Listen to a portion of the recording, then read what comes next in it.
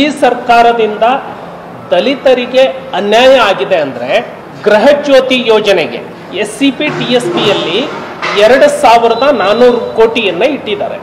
ಅದೇ ರೀತಿ ಭಾಗ್ಯ ಜ್ಯೋತಿ ಮತ್ತೆ ಕುಟೀರ ಜ್ಯೋತಿ ಯೋಜನೆಯಲ್ಲಿ 2800 ಕೋಟಿ ಇಟ್ಟಿದ್ದಾರೆ. ಹಿಂದಿನ ಸರ್ಕಾರವೇ ಮಾಡಿತ್ತು. ಕುಟೀರ ಜ್ಯೋತಿ ಮತ್ತೆ ಭಾಗ್ಯ ಜ್ಯೋತಿಯಲ್ಲಿ ಏನು ಎಸ್ಸಿಪಿ ಟಿಎಸ್ಪಿ ಹಣ 2800 ಕೋಟಿ ಇಟ್ಟಿದ್ದಾರೆ. ಆಲ್ಮೋಸ್ಟ್ 90% ದಲಿತರು ಕವರ್ ಆದ್ರು ಅದ್ರಲ್ಲಿ. ಆ ಹಣವನ್ನ ಹಾಗೆ ಇಟ್ಟು ಮತ್ತೆ ಗೃಹ ಜ್ಯೋತಿಯಲ್ಲಿ 2400 ಕೋಟಿ ಹೋಗ್ತಾರೆ. ಅಂದ್ರೆ 90% ಕವರ್ ಆಗಿರುವಂತಹ ದಲಿತ ಮನೆಗಳಿಗೆ ಮತ್ತೆ ಹೊಸದಾಗಿ ಹೇಗೆ ಕೊಡ್ತೀರಿ? ಅದಕ್ಕೆ 2400 ಕೋಟಿಯನ್ನ ಹೇಗೆ ಬಳಸ್ತೀರಿ ನೀವು?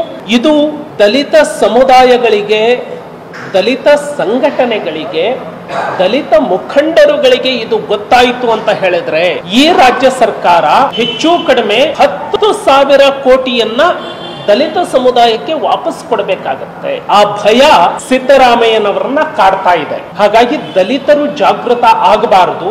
ಏನು ಸರ್ಕಾರ ದಲಿತರ ಕಣ್ಣಿಗೆ ಮಣ್ಣೆ ಎರಚಿದೆ, ಇದು ಗೊತ್ತಾಗಬಾರದು ಅನ್ನುವಂತಹ ಷಡ್ಯಂತ್ರದ ಭಾಗವಾಗಿ ಇದು ಎಲ್ಲಿಯೂ ಕೂಡ ಯಾರೂ ಕೂಡ ಇದನ್ನ ತಿಳುವಳಿಕೆ ಕೊಡುವಂತಹ ಕೆಲಸ ಮಾಡಬಾರದು ಅಂತ ಹೇಳಿ ಭಯವನ್ನ ಹುಟ್ಟಿಸೋದಕ್ಕಾಗಿ ಮಾಜಿ ಮುಖ್ಯಮಂತ್ರಿಗಳು, ದಲಿತ ಸಮಾಜದ ಬಹಳ ದೊಡ್ಡ ನಾಯಕರು ಗೋವಿಂದ ಕಾರಜೋಳ ಅವರ ಮೇಲೆ ಹಲ್ಲೆಯನ್ನ ಮಾಡಿ ಆ ಮೂಲಕ ದಲಿತ ಜಾಗೃತ ಮನಸ್ಸುಗಳಿಗೆ ಸಂದೇಶವನ್ನ ಕೊಟ್ಟಿದ್ದಾರೆ. ಯಾರು ಕೂಡ ಸರ್ಕಾರದ ವಿರುದ್ಧ ಈ ರೀತಿ ಜಾಗೃತಿ ಮೂಡಿಸುವಂತಹ ಕೆಲಸ ಮಾಡಬಾರದು.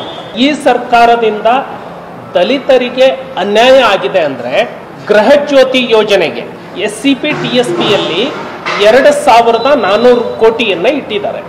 ಅದೇ ರೀತಿ ಭಾಗ್ಯ ಜ್ಯೋತಿ ಮತ್ತೆ ಕುಟೀರ ಜ್ಯೋತಿ ಯೋಜನೆಯಲ್ಲಿ 2800 ಕೋಟಿ ಇಟ್ಟಿದ್ದಾರೆ. ಹಿಂದಿನ ಸರ್ಕಾರವೇ ಮಾಡಿತ್ತು. ಕುಟೀರ ಜ್ಯೋತಿ ಮತ್ತೆ ಭಾಗ್ಯ ಜ್ಯೋತಿಯಲ್ಲಿ ಏನು ಎಸ್ಸಿಪಿ ಟಿಎಸ್ಪಿ ಹಣ 2800 ಕೋಟಿ ಇಟ್ಟಿದ್ದಾರೆ. ಆಲ್ಮೋಸ್ಟ್ 90% ದಲಿತರು ಕವರ್ ಆದ್ರು ಅದ್ರಲ್ಲಿ. ಆ ಹಣವನ್ನ ಹಾಗೆ ಇಟ್ಟು ಮತ್ತೆ ಗೃಹ ಜ್ಯೋತಿಯಲ್ಲಿ 2400 ಕೋಟಿ ಹೋಗ್ತಾರೆ. ಅಂದ್ರೆ 90% ಕವರ್ ಆಗಿರುವಂತಹ ದಲಿತ ಮನೆಗಳಿಗೆ ಮತ್ತೆ ಹೊಸದಾಗಿ ಹೇಗೆ ಕೊಡ್ತೀರಿ? ಅದಕ್ಕೆ 2400 ಕೋಟಿಯನ್ನ ಹೇಗೆ ಬಳಸ್ತೀರಿ ನೀವು?